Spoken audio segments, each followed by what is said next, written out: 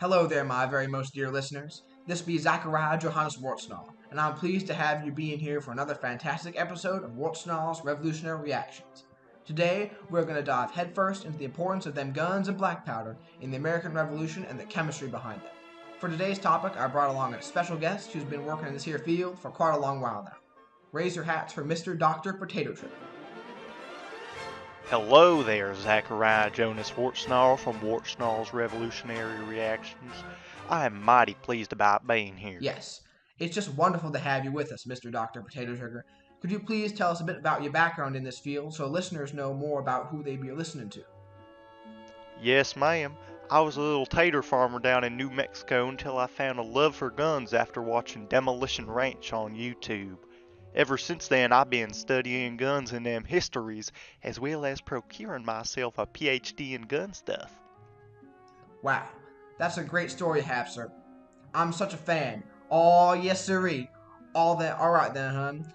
Let's get down to business. Why were guns important during the American Revolution? Well, ma'am, when the colonists decided they'd had enough of them Brits and their filthy taxes, they decided they wanted their independence and a country for themselves. The weapons they used consisted of things like blades all the way to cannons. However, the most important weapons were black powder firearms, or as I and other professionals call them, guns. There were multiple different types of guns, like small single-handed flintlocks to 5-foot-long muskets with little swords on them. They all had horrible accuracy due to the absence of rifling, but the damage they did when they hit was extremely deadly due to the bad medical care. Wow, that's a great story you have, sir. So if you're correct, it seems like the war would have been impossible to win if they didn't have guns. However, the guns didn't fire themselves. They used black powder to fire them.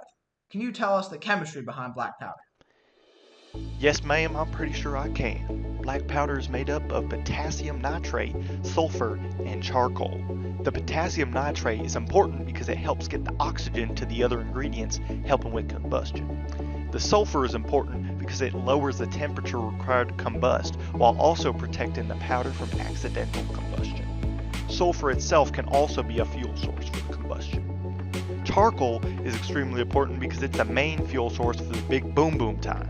It reacts with the oxygen from the potassium nitrate and produces a ton of gas, which is increased by the amount of carbon in the charcoal. The more gas that it makes, the bigger the effect of the projectile will be. Wow, that's a great story you have, sir. Every part of black powder has such an important role in how it works.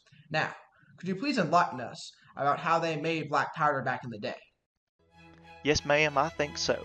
Black powder was made up by grinding all three of its components, potassium nitrate, sulfur, and charcoal, into a real fine powder. Then, they wet it a bit and formed it into cake-like things and put them through a sieve. After that, they just let it dry and stored it until they needed it. Wow, that's a great story you have, sir. It seems like quite a simple process, but for people of their caliber, it must have been quite the grueling process. Thank you for coming on the show today and for all the information you provided. Okay, bye, Zechariah Jonas Wartsnarl from Wartsnarl's Revolutionary Reactions. Thank you, everyone, for listening to today's episode of Wartsnarl's Revolutionary Reactions, and have a great day.